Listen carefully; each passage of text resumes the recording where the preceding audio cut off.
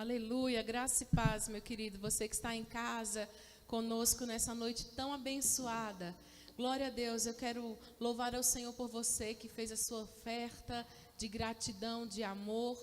Também você que devolveu o seu dízimo, que o Senhor retribua na sua vida, que as janelas do céu se abram sobre a sua casa, derramando bênçãos sem medida, e que delas advenha na sua casa maior abastança. Amém? Deus te abençoe. Eu quero convidar você a abrir sua Bíblia comigo nessa hora. Nós vamos ministrar a palavra nesse momento e eu quero convidar você a abrir sua Bíblia comigo lá no Antigo Testamento, em Números, no capítulo 11.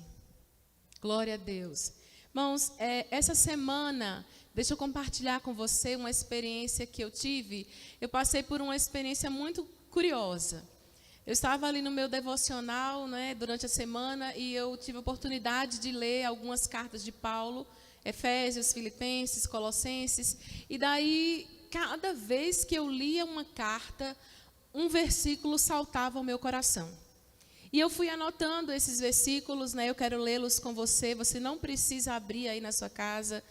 Foi muito interessante quando eu estava em Efésios, o capítulo 5, o verso 4b, saltou assim no meu coração, que diz, pelo contrário, digam palavras de ações de graças.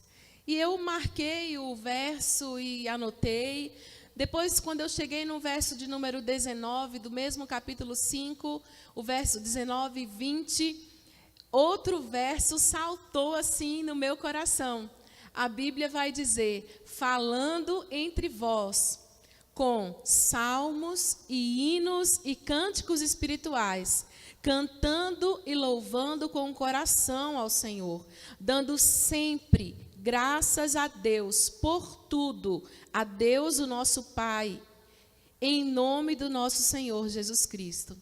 E daí eu fui chegando em Filipenses, e aí no capítulo 4, verso 6, saltou assim no meu coração, que diz, não estejais ansiosos com coisa alguma, mas em tudo sejam conhecidos os vossos pedidos diante de Deus, pela oração, pela súplica, com ações de graças. E eu fui percebendo que cada vez que eu lia ações de graças, o meu coração pulsava.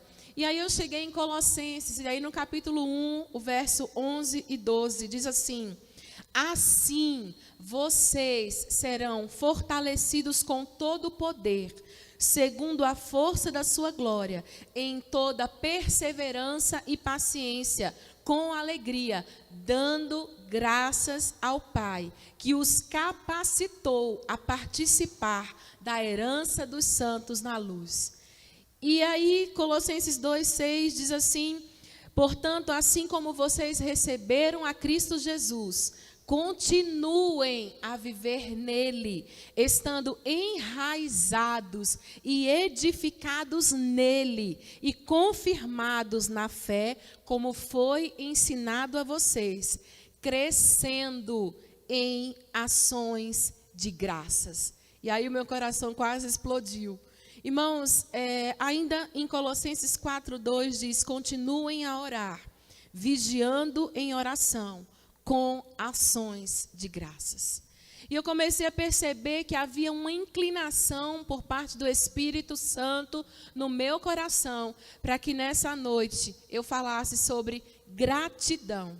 Imediatamente veio ao meu coração uma palavra, que eu ministrei há alguns anos aqui, que fala sobre o antídoto, né, da murmuração, que é a gratidão. E eu sou um pouco resistente, assim, né, em falar novamente algo que eu já ministrei, mas o Senhor falou tão claro no meu coração, em Filipenses capítulo 3, verso 1, e isso me trouxe uma confirmação muito segura. Diz assim, escrever de novo as mesmas coisas para vocês não é um problema para mim, porque, aliás, é segurança para vocês. Então, quando Deus falou isso ao meu coração, eu entendi que tem uma área que Deus quer trabalhar hoje conosco, porque vai trazer segurança para nós, vai nos cingir de proteção. Então hoje eu quero falar com você, lá no livro de Números, no capítulo 11, a palavra do Senhor diz assim, verso de número 1. O povo se queixou da sua sorte aos ouvidos do Senhor. Quando o Senhor ouviu as reclamações, a ira do Senhor se acendeu, e o fogo do Senhor ardeu entre eles, e consumiu algumas extremidades do arraial. Então o povo clamou a Moisés, e este orou ao Senhor, e o fogo se apagou.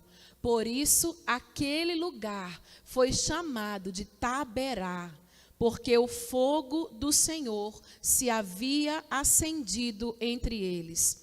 E o populacho que estava no meio deles veio a ter grande desejo das comidas dos egípcios. E também os filhos de Israel começaram a chorar outra vez, dizendo: quem nos dará carne a comer?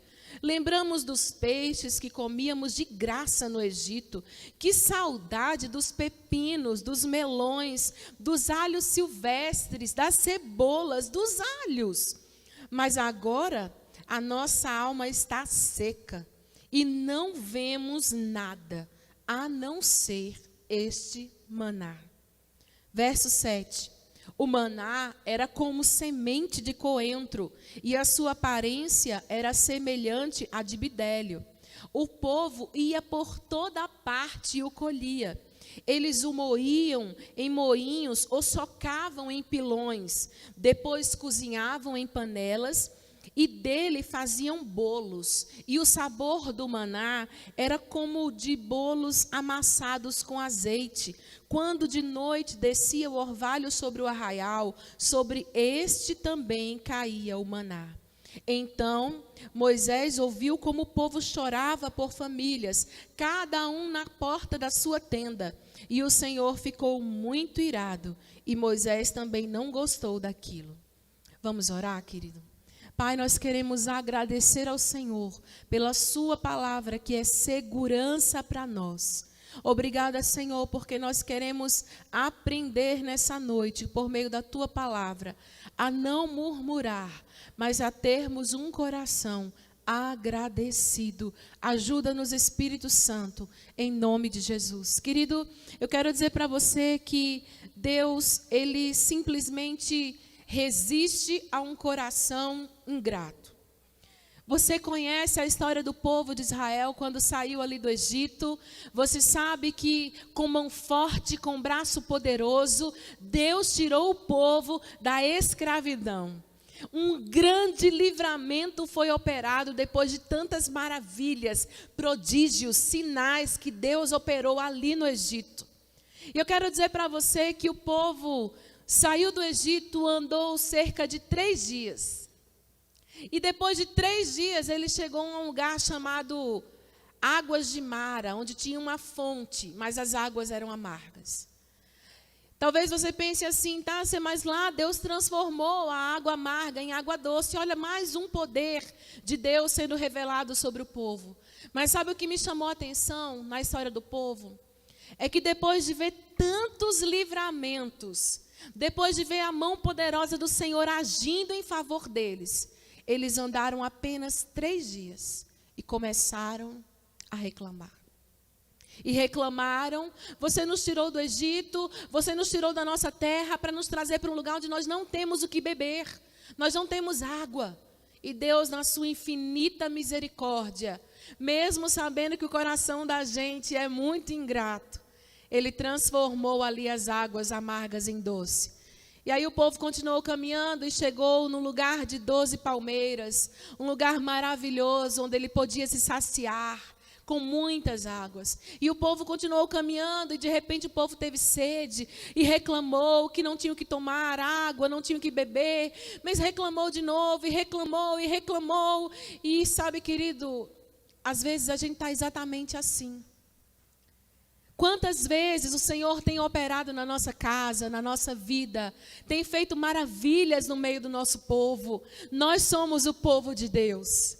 E passam-se dias, meses, e a gente vai esquecendo de como Deus é bondoso, de como Deus é fiel, de como Deus é poderoso, e a gente começa a reclamar. Nesses dias são tantos os que reclamam do alimento, reclamam de estar dentro de casa, reclamam da vida, reclamam da família, reclamam, mas eu quero dizer para você, querido, que nessa noite o Senhor quer selar os nossos lábios e purificá-los para que a nossa boca seja uma boca que exalta o nome do Senhor e que louva o nome do Senhor.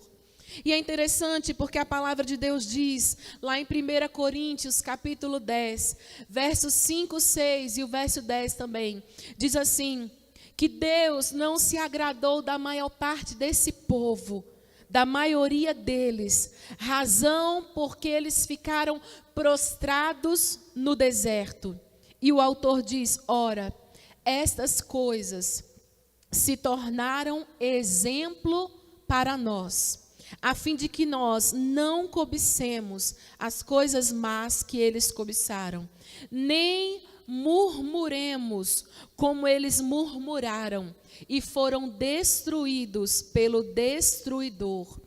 Estas coisas, preste atenção, estas coisas lhes sobrevieram como exemplos e foram escritas para advertência nossa, de nós outros, sobre quem os finais dos séculos têm chegado.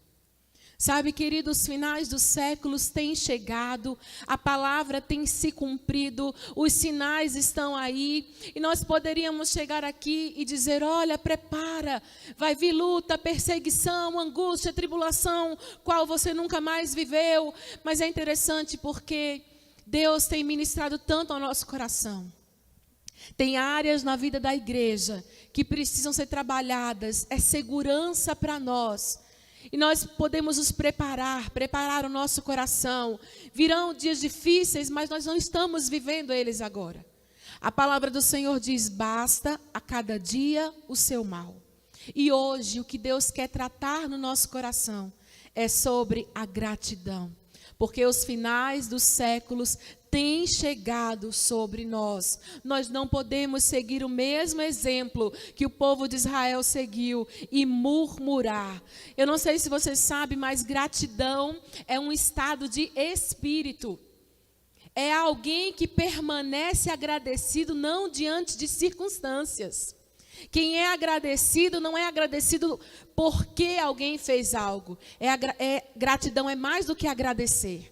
Gratidão é conservar-se grato, mesmo quando você não encontra razão para isso. Por isso que a palavra do Senhor diz, em tudo dai graças, porque esta é a vontade de Deus. Então quer dizer que quando eu partir, perder alguém, quando eu estiver passando necessidade, quando faltar comida, quando eu não tiver dinheiro para pagar a conta, eu tenho que dizer, Senhor, obrigada. Irmãos, não é por causa da luta, mas é gratidão porque nós sabemos que servimos a um Deus que cuida de nós. E nós podemos sim agradecer em toda e qualquer situação. Irmãos, nós não podemos repetir o mesmo exemplo que o povo de Israel repetiu. Meu Deus, quando eu penso em estar ali no Egito e ver aquelas 10 pragas, e ver o livramento que Deus operou, e ver a provisão, a prosperidade, e de repente 3 dias depois, irmãos, o povo começou a reclamar. Querido, nós precisamos analisar o nosso coração todos os dias, sabe por quê? Porque existe um perigo muito grande no coração que não consegue agradecer. A ingratidão está correlacionada com a insatisfação. Você já viu uma pessoa insatisfeita? Essa pessoa reclama de tudo. Ela está insatisfeita com um objeto que ela tem em casa, ela quer um outro objeto. Ela está insatisfeita com a vida que ela tem, ela quer uma outra vida. E o povo de Israel não era diferente. Olha o verso de número 1. O povo queixou-se da sua sorte aos ouvidos do Senhor. O povo queixou-se, o povo reclamou de quê? Da sua sorte. da vida que eles estavam levando, do modo como eles estavam vivendo. Quando nós reclamamos, querido, nós estamos dizendo a Deus que Deus não está cuidando bem de nós. Quando nós reclamamos da nossa vida, nós estamos dizendo ao provedor da vida, ao provedor das nossas necessidades, aquele que cuida de nós, que nós não estamos satisfeitos com a maneira como Ele tem dirigido a nossa vida. E sabe, querido, isso não é algo que passa desapercebido ao ouvido de Deus. Olha o verso de número 1 do capítulo 11. O povo se queixou da sua sorte aos ouvidos do Senhor.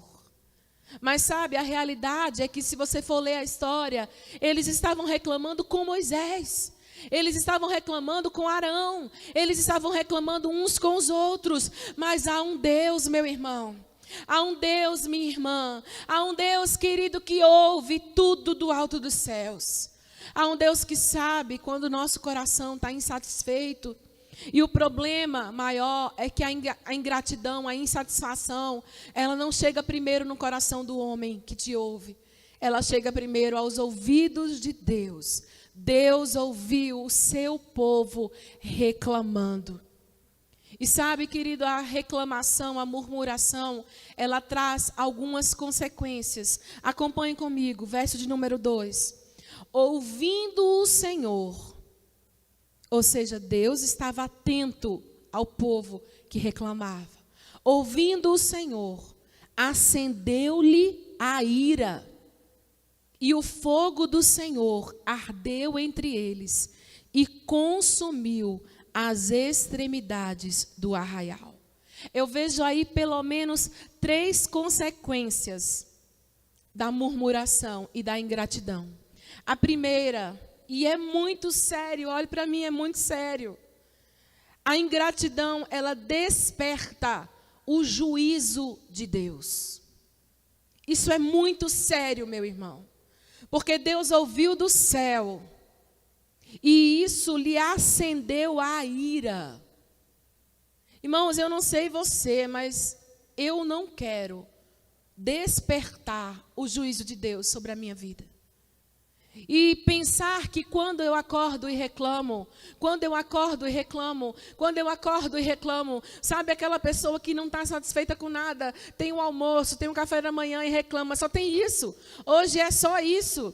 Sabe aquela pessoa que reclama de tudo, da casa, do convívio, da cama, de tudo, sabe aquela pessoa que não vê nada de bom.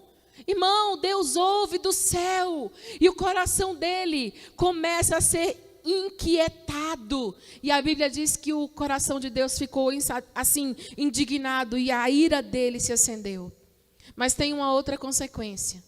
Olha o versículo de número 2. Acendeu-se-lhe a ira e o fogo do Senhor ardeu entre eles e consumiu as extremidades do arraial. Aí você pensa comigo, tudo que nós queremos é o fogo, não é assim? A gente clama pelo fogo, a gente busca o fogo. Eu quero dizer para você que tem muita gente recebendo fogo da parte de Deus. Mas é o fogo que vem porque Ele não está se agradando quando nós estamos reclamando. Sabe, querido, às vezes a casa está um verdadeiro incêndio. E é interessante porque o autor diz que as extremidades do arraial foram consumidas. Extremidade fala dos limites. Fala de todo lugar que circunda aquele estabelecimento. Preste atenção, o povo foi tirado do Egito e foi colocado junto num acampamento que foi denominado de arraial. O arraial do povo de Deus era o lugar da segurança deles. E de repente, por causa da ingratidão, a casa deles começou a pegar fogo. Você está entendendo, querido? Às vezes você está na sua casa e começa a murmurar, ó vida, ó céu, ó azar, lembra disso? E aí começa a reclamar de tudo e você não sabe por que está uma bagunça, por que o lugar que era para ser lugar de segurança, ele está pegando fogo, ele está totalmente transtornado. Sabe qual é a outra consequência da murmuração? É que a murmuração transtorna o nosso ambiente. Fica perto de uma pessoa que reclama. Você começa a ficar angustiado. Agora fica perto de uma pessoa que dá graças, que louva a Deus por tudo, que agradece, que reconhece os benefícios do Senhor. O ambiente da casa fica leve. Quando você começa a reconhecer a bondade de Deus, quando você começa a reconhecer que Deus continua sendo bom mesmo em meio às lutas, o ambiente fica leve. Mas quando a gente começa a murmurar, o arraial da nossa casa começa a pegar fogo. Ei, querida, não sei você, mas eu não quero esse fogo na minha casa. Eu quero o fogo que consome o que não presta. Eu quero o fogo que traz a presença do Espírito. Eu quero o fogo que aquece o meu coração. Mas o fogo que destrói a segurança da minha família, eu não quero. E eu quero declarar sobre a sua vida: não atraia insegurança. Não transtorne o ambiente da sua casa reclamando. Abra sua boca em ações de graças. Irmão, é muito fácil agradecer quando vai tudo bem. É muito fácil agradecer quando tudo está acontecendo como a gente quer. Mas Deus está desafiando a nossa vida nessa noite a agradecer quando não estão as coisas indo como a gente gostaria que elas fossem. Querido, eu quero dizer para você que o povo tinha saído da escravidão. Mas porque eles estavam no deserto, eles começaram a reclamar: ei, talvez eu e você estejamos vivendo um deserto difícil. Mas agora é que é a hora de mostrar que nós sabemos quem o nosso Deus é. Nós diremos como Jó: eu sei em quem eu tenho crido, eu sei que Ele é poderoso, eu sei que o meu Redentor vive e que no fim Ele se levantará. Ei, não chegou o fim, sua história não acabou, então continue crendo e louvando e agradecendo e rendendo ações de graças ao Senhor e dizendo: Deus, eu continuo crendo na bondade, na misericórdia que me seguem todos os dias da minha vida. Ah, meu Deus, quantos lares estão pegando fogo. E olha o que o verso de número 3 diz: por isso, aquele lugar foi chamado de Taberá, porque o fogo do Senhor se acendeu entre eles. Taberá em hebraico significa incêndio, significa lugar que arde, lugar que queima. Sabe, querido, o Senhor mostrou para aquele povo, Ele sinalizou aquele lugar como um lugar de desaprovação. Taberá é esse lugar de desaprovação e de juízo. Eu quero dizer para você, querido, que a murmuração vai nos conduzir para Taberá, vai nos conduzir para o lugar de murmuração, vai nos conduzir para o lugar de juízo, vai nos conduzir para o lugar de desaprovação. Porque, na verdade, a murmuração é a linguagem do inferno. Agora, a gratidão é a linguagem do céu. Todas as vezes que Deus levantou o seu exército e disse para os seus reis: coloca o povo à frente, marchando e cantando, como no caso de Josafá, o que foi que Deus disse para Josafá? Eles vão dizer: graças ao Senhor, porque Ele é bom e a sua misericórdia dura para sempre. Sabe, querido, Deus ama a gratidão. Deus ama o coração que reconhece os benefícios do Senhor sobre a sua vida. Se você não quer ir para um lugar marcado por Taberá, um lugar de juízo, de desaprovação, comece a abrir sua boca, encher a sua casa de gratidão. Ah, meu irmão, nada vai ficar igual, nada vai ficar do mesmo jeito. Lá em casa, a minha pequena, ela às vezes gosta de dar uma reclamada. E eu falo com ela assim: filha, eu não gosto de reclamação, agradece, agradece, agradece. Às vezes ela fica meio chateada, né? Mas eu estou tentando ensinar, irmãos, porque é difícil. A gente só quer agradecer quando ganha o presente. A gente só quer agradecer quando a porta abre. A gente quer agradecer quando a cura vem. A gente quer agradecer quando o milagre acontece. A gente quer agradecer quando a vitória chega, quando o emprego chega, quando a promoção acontece. Mas a gente precisa agradecer mesmo quando as coisas ainda não estão como nós queremos. Esse é o diferencial entre o que serve a Deus e aquele que não serve. É porque ele sabe que pela fé ele pode começar a agradecer e o Senhor vai realizar maravilhas. Sabe, meu irmão, a gente precisa ter cuidado com a murmuração, porque a murmuração é algo que pega. Meu pai, ele é muito engraçado, ele diz assim: filha, ninguém pega saúde, só pega doença. E é mesmo. Eu quero dizer que ninguém pega assim fácil gratidão, mas murmuração, meu irmão, olha comigo aí o verso de número 4. O fogo acendeu, queimou a extremidade do arraial, e de repente, verso de número 4, e o populacho que estava no meio deles veio a ter grande desejo das comidas dos egípcios, pelo que os filhos de Israel tornaram a chorar, e também disseram: quem nos dará carne a comer? Irmãos, eles bateram um recorte. Se quando eles saíram do Egito até chegar em Mara, durou 3 dias para eles começarem a reclamar, agora durou segundos. Deus tinha acabado de mandar fogo e consumir o arraial, dizendo: eu não gostei, verso de número 1, porque vocês reclamaram da sorte de vocês. Aí, verso de número 4, levanta um povo ali no meio do povo de Deus e começa a querer as comidas dos egípcios. Quando a gente está falando aí de populacho, a gente está falando de pessoas que, na verdade, não eram os filhos de Israel. Tem uma diferença. O populacho eram os estrangeiros. Na verdade, eles eram os mestiços. Eram aqueles que tinham se infiltrado ali no meio do povo, estrangeiros, no meio do povo de Deus. O povo de Deus, erroneamente, tinha feito alianças com eles, casamentos mistos. E aí o que aconteceu? Esse populacho eram os filhos e os filhos dos filhos, não da linhagem de Israel. Na verdade, eles nem sabiam a qual tribo de Israel eles pertenciam, porque eles já não sabiam. Meu pai era de qual tribo? E casou com quem? Eu sou filho de quem? Eles nunca iam saber isso. Eles estavam totalmente misturados.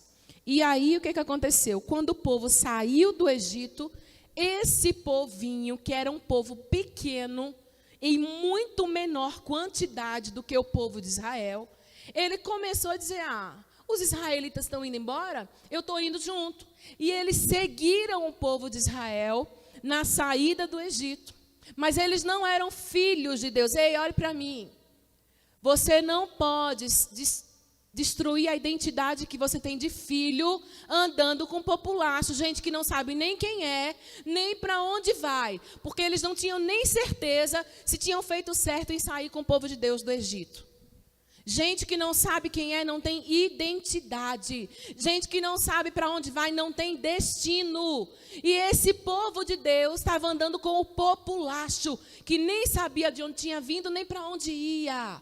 Sabe, querido, tem um grande problema em quem gosta de murmurar. É que, geralmente, ele começa a andar com esse tipo de gente que também murmura. Então, cuidado com as pessoas com quem você tem andado. Pessoas murmuradoras e insatisfeitas contaminam. Por que eu estou dizendo isso? Porque olha o verso. O verso de número 4 diz que foi o populacho que começou a reclamar. Não eram os filhos que estavam reclamando. Presta atenção. Verso de número 4. Depois que o populacho reclamou, olha o que o verso diz. Também os filhos de Israel começaram a chorar outra vez, dizendo: quem nos dará a carne para comer? Está vendo, irmão? Deus começou a mostrar para o povo que ele não gosta de ingratidão. E aí o povo foi dar ouvidos a quem não é povo de Deus. Ei, nesses dias de tribulação que nós estamos vivendo aqui no Brasil, de tantas mortes, o que mais nós temos ouvido são pessoas reclamando de tudo. reclamam de tudo. Irmãos, o governo está errado em algumas coisas, sim, muitas coisas. Governo no âmbito da União, dos estados, dos municípios, em todas as esferas. Qualquer ente federado, nós temos pessoas agindo de maneira errônea. Mas sabe o que nós temos visto naqueles que não são povo de Deus? Reclamação, amaldiçoar, proferir sentenças imprecatórias, condenatórias sobre as pessoas. E aí o povo de Deus, que é chamado para anunciar as virtudes daquele que nos tirou das trevas para o reino do Filho do seu amor, começa a jorrar da boca água doce e água amargosa. E ao invés de declarar bênção sobre o Brasil, de declarar vida sobre o Brasil, de declarar cura sobre o Brasil, está ficando igual o populacho, não sabe mais que é filho. Ei, você é filho. Você não é estrangeiro, você não é mestiço, você sabe de onde você veio e para onde você vai. Então não comece a chorar como eles choram, mas abra sua boca e libere vida sobre a nossa nação. Abra sua boca e declare cura sobre o Brasil. Ah, mas está todo mundo reclamando, está todo mundo propagando. Não importa, você não é todo mundo. Eu digo isso sempre para o meu filho. Ah, mamãe, mas todo mundo. Eu digo, você não é todo mundo. Deixa eu dizer para você. Você não é todo mundo, você é filho do Deus Altíssimo, você é reino e sacerdócio, você é nação santa, é povo escolhido, chamado por Deus para anunciar as virtudes de Deus e não para proclamar más notícias. É tempo da igreja entender o seu lugar de filiação, para que a igreja não se contamine, não se misture e não macule a vida de Deus em si mesma. O povo andou com o populacho, o povo de Deus, e começou a chorar também, outra vez. Irmãos, e a murmuração tem vários problemas além desse. É que a murmuração, ela traz cegueira espiritual. Olha o que o texto diz no verso de número 5. Eles começaram a dizer assim, o povo de Deus, lembramos dos peixes que comíamos no Egito. Que saudade dos pepinos, dos melões, dos alhos silvestres, das cebolas e dos alhos. Irmãos, e na Almeida diz assim, lembramos desses alimentos que comíamos de graça. Aqui também diz, né, que comíamos de graça no Egito. Está vendo como a murmuração cega os olhos? Deixa eu fazer uma pergunta para você. No Egito eles eram livres? Não. Eles eram escravos. Então, como é que eles comiam de graça? Eles trabalhavam da hora que acordavam, a hora que iam dormir. E o faraó dobrava a carga, o jugo sobre eles. Vai fazer mais tijolo, vai fazer mais tijolo, vai amassar mais barro. E agora, porque o coração deles estava cheio de ingratidão, de murmuração, uma cegueira espiritual tomou conta deles. Nada que eles comiam era de graça. Eles ralavam e suavam, mas sabe o que acontece quando a gente fica reclamando de tudo? A gente começa a não enxergar mais a nossa própria realidade. De onde Deus nos tirou, quem nós éramos sem Deus, meu irmão. Quem eu era sem Jesus, misericórdia. E a gente fica achando que lá era melhor. Não, nós éramos perdidos, sem Deus, destinados à ira. Nós éramos escravos dos nossos delitos, das nossas vontades, da paixão da nossa carne. Hoje é que nós somos livres em Deus e escolhemos ser escravos por amor. E eles diziam, não, nós comíamos de graça, cegueira espiritual. Além de cegueira, tem engano. Porque eles lembravam de um tempo que era ruim, pensando que o tempo era bom. Olha que loucura! Eles lembravam do Egito, que era um tempo de opressão, a ponto deles clamarem para Deus tirá-los de lá. E eles lembravam agora porque estavam insatisfeitos, dizendo, olha, nós comíamos à vontade, irmão, isso é engano. Ei, a murmuração deixa o nosso coração enganoso. Aliás, Jeremias vai dizer que o nosso coração é enganoso mais do que todas as coisas. Mas eu quero dizer que a murmuração, ela aguça o engano, porque eles olhavam para trás, um lugar de grande sofrimento, e diziam, lá é que era bom, Querido, se eu e você nos tornarmos murmuradores, nós vamos estar cegos espiritualmente, nós vamos começar a viver enganados. E Deus não nos trouxe até aqui para vivermos nesse lugar. Em nome de Jesus, caiam-se as escamas dos nossos olhos. E agora, quando eles eram livres, quando eles tinham provisão de Deus, quando eles tinham um alimento, irmão, preste atenção. Você não está entendendo, o maná não era qualquer coisa. Olha o verso de número 6. Olha o que eles disseram. Agora, porém, seca-se a nossa alma, e nenhuma coisa vemos, senão este maná. Números 21:5. A palavra do Senhor vai dizer: a nossa alma tem fastio desse pão vil. Fastio é falta de apetite. Vil é algo que é desprezível. Aquele povo, por insatisfação, começou a olhar para o pão do céu. E começou a dizer: a gente despreza, a gente não quer esse pão vil. E sabe, meu irmão, o pão, a rocha, tipifica Cristo. A rocha, Paulo vai dizer lá em Coríntios, que todos nós bebemos da mesma água espiritual e da mesma rocha espiritual que os conduzia, que era Cristo. Sabe, quando a gente despreza a bondade de Deus, a gente despreza o próprio Cristo na nossa vida. O pão que desceu do céu. A King James vai dizer que o maná, lá, a palavra do Senhor vai dizer, lá em Salmo 78:25, na versão da King James, que o maná era o pão dos anjos. Sabe o que era o maná? O maná, no hebraico, a palavra maná, significa exatamente isso.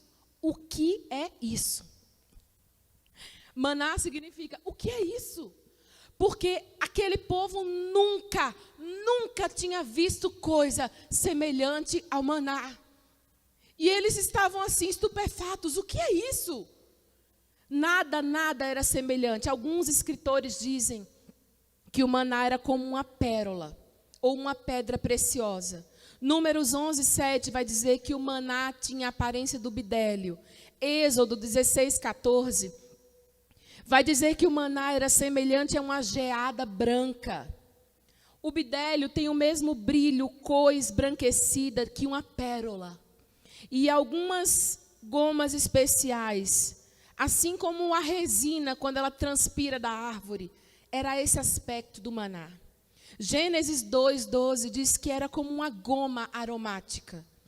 Ele tinha algumas características, ele tinha um gosto de mel. Olha que maravilha, Deus tinha equilibrado exatamente a glicose que o povo ia precisar no deserto. Ele era adocicado. Além de ter o gosto de mel, ele era nutritivo, a Bíblia vai dizer isso. Irmão, o maná tinha tudo o que eles precisavam, em sais minerais, em nutrientes, em frutose, em glicose, em aminoácidos. Ele tinha tudo que aquele povo precisava para caminhar num sol causticante de muitas vezes 50 graus. Deus sabia do que o povo precisava. E por exatos 14.600 dias... por exatos 2.080 semanas, por 40 anos, Deus enviou provisão para aquele povo. E eu quero dizer para você, querido, que não é diferente conosco. Por todos os dias da nossa vida, Deus tem enviado provisão e Ele sabe exatamente o que eu e você precisamos na nossa caminhada diária. Ele nos sustenta, Ele nos provê, Ele nos sustenta com força, com graça, com esperança.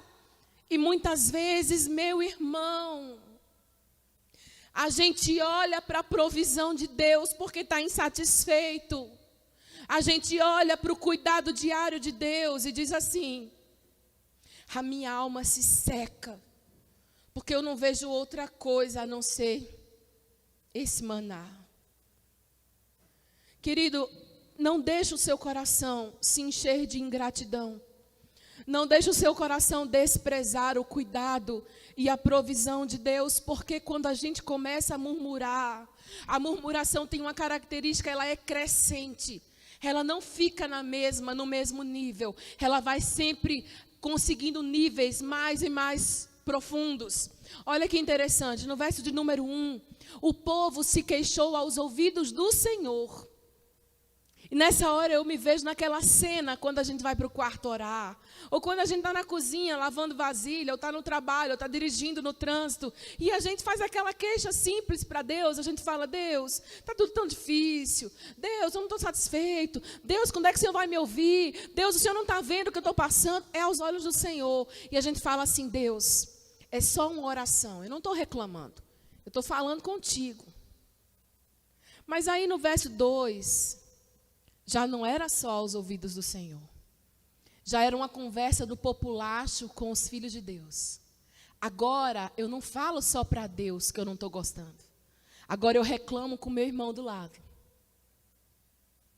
E aí eu começo a contaminar, a influenciar. O verso de número 4 vai dizer que por conta disso, eles começaram a chorar. Porque eles começaram a conversar das suas insatisfações, das suas reclamações, daquilo que eles acham que Deus poderia estar fazendo e não está fazendo. Ou seja, muitas vezes a gente quer dar aula para Deus, quer ensinar para Ele como que Ele pode conduzir a nossa vida. Ei, Deus continua sendo Deus, assentado num alto e sublime trono. E nós continuamos aqui no estrado dos seus pés, na terra. Ele sabe como conduzir a nossa vida, querido. Ele sabe como conduzir a mim e a você. Primeiro o povo reclama aos ouvidos de Deus. Depois com o populacho. Mas olha comigo o verso 10. Depois que o autor descreve como que era o maná. No verso 10 vai dizer que Moisés estava passando perto das tendas. E então ele ouviu. Olha o que o texto diz. Então Moisés ouviu como o povo chorava por famílias, cada um na porta da sua tenda. Olha a gradação. Eu falei com Deus, eu falei com o outro, e agora toda a minha casa está insatisfeita. Misericórdia, Jesus, misericórdia, Jesus, misericórdia, Jesus. Misericórdia, Jesus, não deixe o nosso coração ser assim. Tem um perigo muito grande, irmão, de quem murmura. A murmuração nunca morre no murmurador. Ela sempre chega no outro. E às vezes você entra naquela casa que vai comer, que vai almoçar, e a reclamação está ali na mesa. Você vai jantar e está uma falação de uma insatisfação. Querido, deixa eu dizer uma coisa para você. A nossa mesa é lugar de alegria, é lugar de renovo, é lugar de satisfação. A nossa casa não é uma tenda onde a gente fica chorando contra Deus e contra o que Ele tem feito. A nossa casa é um lar de paz, é um manancial de vida, é um manancial de cura, é um manancial de renovo para aqueles que estão cansados. Não pode ser um lugar onde o líder, como Moisés, passa, como Deus, como o Espírito Santo passa e vê o povo nas suas tendas reclamando. A murmuração faz isso. Agora a família estava toda contaminada. O arraial estava todo contaminado. E aí o verso 11, final do verso 10 diz que o Senhor nessa hora ficou muito irado. Irmão, se lá em cima, no verso 1, só porque ele ouviu o povo falar com ele, ele já mandou fogo. Agora diz o verso que ele ficou muito irado quando a família começou a se reunir para reclamar. Não vamos deixar Deus irados. Não é isso que Deus quer. A palavra do Senhor diz em Salmo 103, bendiga, ó minha alma, ao Senhor. Bendiga, ó minha alma, ao Senhor, e não se esqueça de nenhum só dos seus benefícios. Não se esqueça, querido. Não deixe o seu coração ser sim um coração desmemoriado, cheio de amnésia. que se esquece que a bondade do Senhor tem estado sobre sua casa todos os dias. Não se esqueça. 1 Tessalonicenses 5,18 vai dizer: em tudo dai graças, porque esta é a vontade de Deus, o nosso Pai. E Filipenses 2,14 vai dizer: fazei tudo sem murmuração e sem contenda. Sabe, querido, eu quero terminar dizendo para você uma coisa. A gratidão, ela traz o favor de Deus sobre nós. A gratidão traz o favor de Deus sobre nós. Sabe por quê? Eu imagino Deus, o Pai maravilhoso, lá do céu, olhando para nós. E aí um dia Ele nos abençoa com algo tão pequenininho para nós. E aí Ele fala: vamos ver o coração deles, como é que está hoje. E aí Ele te dá algo que talvez seja menor do que outro recebeu. E aí você olha e fala: ah, não, Deus, eu não queria assim, eu queria de outro jeito. Como é que um pai desse vai te dar mais, se você já reclamou do que Ele te deu agora? Ah, Deus, mas não era bem essa porta que eu esperava. Deus, não era bem esse lugar que eu queria estar. Deus está demorando demais. E Deus está sendo bondoso. Ele faz com que o sol dele nasça todos os dias sobre nós. Ele tem dado saúde a nós. Ele tem nos fortalecido, tem nos encorajado a continuar caminhando em vida. E a gente começa a ser insatisfeito. Meu irmão, não espere que Deus vai derramar mais bênção, não vai. Mas quando a gente, ao contrário, começa a agradecer por tudo, sabe, é como um pai com um filho. Às vezes você não tinha, eu lembro quando o Dani era pequeno, ele gostava muito de Playmobil. E a gente não tinha recurso para comprar Playmobil assim, aquelas coisas grandes. E às vezes a gente chegava em casa com um bonequinho do Playmobil, que era super barato. E aí ele vinha correndo, eu dizia: neguinho, eu trouxe uma coisa para você e tal. Quando ele abria, meu Deus, parecia que eu tinha dado um navio do pirata do Playmobil. Mas era só um boneco. E aí eu dizia para o meu esposo: amor, vamos tentar comprar uma coisinha melhor, maior. Porque eu ficava empolgada com a alegria do coração dele. Sabe, às vezes minha filha faz aniversário, eu dou uma roupinha, uma blusa. E ela fica tão feliz, ela pula, ela pinota, ela se agarra no nosso pescoço, que eu falo com meu esposo: amor, a gente tem que dar uma coisinha melhor, porque ó, a bichinha ficou tão feliz com tão pouco. Eu penso que o coração de Deus é mais ou menos assim. Ele está lá no céu, e aí Ele derrama aquela gotinha de graça, manda aquele beijinho do céu. E aí a gente fica feliz. E aí Ele fica assim: ah, não, Jesus, eu tenho que derramar mais bem sobre essa menina, sobre esse menino aí. Eu tenho que derramar mais bem sobre essa família. Olha a luta que eles estão passando, eles não param de agradecer. Eles não param de render graças. Meu Deus, eles estão comendo hoje pão com manteiga, só isso, não vai ter outra coisa. Mas eles estão reunidos à mesa dizendo: Senhor, muito obrigado pelo pão com manteiga. Aí Deus fala: vamos mandar uma provisão de maná extraordinária. Aí vem aquela provisão. Vem cesta, vem carne, vem comida, vem fruta. E aí você fala: mas eu nem mereço. Mas Deus está vendo a sua trajetória de gratidão. E o contrário também é verdadeiro. Quando a gente começa a reclamar de tudo, a gente não pode esperar que Deus vai começar a derramar as suas bênçãos sobre nós. Eu quero finalizar dizendo 2 experiências que eu li. A primeira você já conhece, eu imagino, é a experiência do Dr. Masaru Emoto. Depois você digita lá no YouTube, Dr. Masaru Emoto. O que é que o Dr. Masaru fez? A experiência dele se chama o recado da água. Ele começou a aplicar estímulos às moléculas de água e depois ele começou a congelar essas moléculas e começou a fotografar no microscópio como as moléculas ficavam após os estímulos que ele fazia. Por exemplo, em um pote, ele colocava água em vários potes e imprimia palavras no rótulo de cada pote. Num pote, num vidrinho, ele colocava assim, xingamento, por exemplo. No outro, bom dia. No outro, agradeça. No outro, grite. No outro, não. E ele começava todos os dias, por exemplo, no pote que tinha xingamento, ele começava a gritar, amaldiçoar o pote, xingar o pote de água lá. E ele fotografava no microscópio como as moléculas reagiam ao xingamento. E tinha aquele pote de amor, de bom dia, de alegria, de falar palavras boas. E ele fotografava no microscópio. Depois ele congelou e, ao descongelar, ele fotografou como elas reagiam. É impressionante. Você vai encontrar isso lá no YouTube. Você vai ver que aquelas águas que recebiam palavras ruins, de reclamação, palavras negativas, elas ficavam totalmente transtornadas, uma cor horrível. Mas aquelas que recebiam boas palavras, a molécula de água brilhava.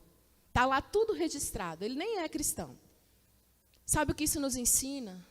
Que se até a molécula de água reage à nossa murmuração, insatisfação, negativismo, queixa, imagina o outro e imagina Deus. Se você quer transformar a sua história, a sua vida em algo que traga brilho e que ilumine muitos outros, comece a ser agradecido. E teve uma outra experiência que eu li num livro de um pastor lá dos Estados Unidos, um pastor luterano chamado Will Bowen. Ele queria lançar um desafio de 21 dias sem reclamação na igreja dele. E o que ele fez? Ele distribuiu na igreja pulseiras roxas, escrito a seguinte frase: um mundo livre de reclamações. Irmãos, pasme. As pessoas da igreja demoraram de... Aliás, ele instruiu o seguinte: você vai colocar a pulseira e você vai não reclamar. Cada vez que você reclamar, você vai trocar a pulseira de lado. Vai pôr no outro braço.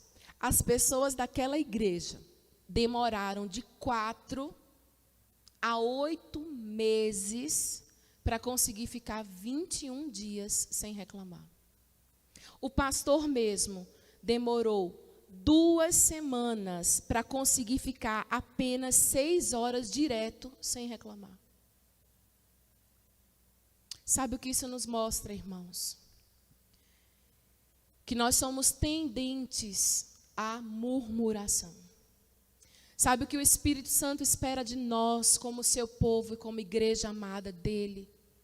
Que nós aprendamos, com o exemplo do povo de Israel, a não praticar as mesmas coisas que eles praticaram, porque esses exemplos foram escritos para nós, sobre os quais os fins dos séculos têm chegado. Que Deus te conceda graça e me conceda graça, de termos um coração agradável, como é a etnia da palavra gratidão no latim, gratio, que quer dizer agradável. Que nós sejamos agradáveis a Deus, agradáveis ao próximo. E assim nós vamos transformar o ambiente ao nosso redor. E o fogo de Deus não vai transformar a nossa casa num taberá, mas ao contrário, num lugar onde emana a graça e o favor de Deus. Que Jesus te abençoe, querido, em nome do Senhor. Seja fortalecido para continuar agradecendo, porque dias melhores hão de vir sobre a nossa vida e sobre a nossa casa. Feche seus olhos aí na sua casa, nós vamos orar. Vou chamar o pastor João para fazer essa oração. Que o Senhor Jesus te abençoe. Que juntos nós possamos caminhar pelo menos 21 dias sem reclamar. Amém? Deus te abençoe. Graças a Deus. Você pode dizer isso aí na sua casa? Graças a Deus. Querido, é um exercício, e se a gente não começa, a gente nunca vai provar essa realidade. Em tudo dai graças, porque essa é a vontade de Deus. Que Deus abençoe sua vida, nós vamos orar. Mas antes disso, eu quero pedir para você que ainda não curtiu esse vídeo, coloque o seu joinha, assim você vai estar ajudando com que outras pessoas também possam ser alcançadas por essa palavra. Que palavra abençoada, querido. Meu irmão, se você não se inscreveu também, se inscreva no nosso canal. Deus abençoe sua vida. Nós voltaremos a transmitir no domingo próximo, às 18 horas, se Deus permitir, com orações para que esse tempo, ele passe. Nós ouvimos essa semana, na verdade, hoje, o decreto da onda roxa, ele está indo até domingo. E a ideia é que na próxima semana nós estejamos na onda vermelha, com toda restrição, número de lugares, álcool em gel, máscara obrigatória, aferição de temperatura, mas nós estamos então aguardando. Se Deus quiser, se Deus permitir, na próxima semana nós voltaremos aos nossos cultos presenciais. Fique atento às informações que serão dadas em nome do Senhor Jesus. Vamos orar, queridos? Glória a Deus. Meu Pai, nós te agradecemos, nós te louvamos. O Senhor sempre será digno da nossa gratidão. Tudo que o Senhor é, tudo que o Senhor tem feito por nós, tudo que o Senhor ainda há de fazer, meu Deus, nos leva a responder em gratidão. Pai, em nome de Jesus, arranque de nós essa semente do mal, essa semente do pecado, que é a murmuração. Livra-nos, Senhor, dela. Em nome de Jesus, queremos ser, de fato, pessoas que sabem dominar a língua, que sabem, Senhor, utilizá-la para a glória do Teu nome. Obrigado, Pai, por essa noite. Obrigado, Senhor, por esse tempo que aqui passamos, por essa palavra que o Senhor trouxe ao nosso coração, por cada vida e família que nessa noite participaram deste momento, adorando o Senhor conosco. Abençoe cada um dos nossos irmãos e irmãs. E obrigado por tudo, nós oramos em nome de Jesus. E que o amor de Deus, o Pai, que a graça de nosso Senhor Jesus Cristo, que a consolação do Espírito Santo seja sobre você, meu irmão, seja sobre todo o povo de Deus na terra, hoje e sempre. Amém e glória a Deus. Deus abençoe sua vida, em nome